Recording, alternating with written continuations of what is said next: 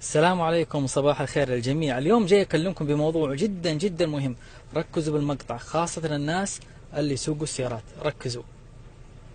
اليوم الأربعاء 21/8/1438 الصباح رحت مرور جدة عشان في هناك عندي موضوع خاص.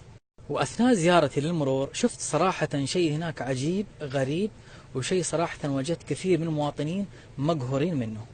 شفت مجموعة كبيرة من المواطنين ماسكين سرة عشان يدخلوا عند الرائد، كل واحد يبغى يعترض على مخالفة رصدت عليه ب5000 ريال. والشيء العجيب واللي يقهر في الموضوع انه المخالفة اللي رصدت على المواطنين ب5000 موضوعها جدا بسيط وحدثت بدون قصد. عارفين ايش المخالفة اللي ب5000 ريال؟ هي عدم وضوح بعض او احد حروف وارقام لوحة المركبة. يعني لوحة سيارتك لو فيها شيء مو واضح هذه مخالفة. والله يا اخوان كثير من المواطنين مقهورين من الموضوع. بعضهم وراني بجواله صورة لوحة سيارته تقريبا واضحة، شيء بسيط لا يذكر. واللي يرصد هذه المخالفة هو رجل المرور اللي معه جهاز باشر، يعني سيارتك تكون واقفة في أي مكان يجي يصور لك اللوحة إذا فيها لو حرف ما هو واضح.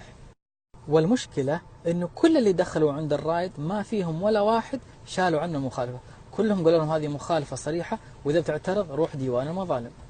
يا أخوان انتبهوا، اللوحات سياراتكم لازم يكون كل شيء فيها واضح، خاصة اللوحة الأمامية لأنها معرضة للتلف.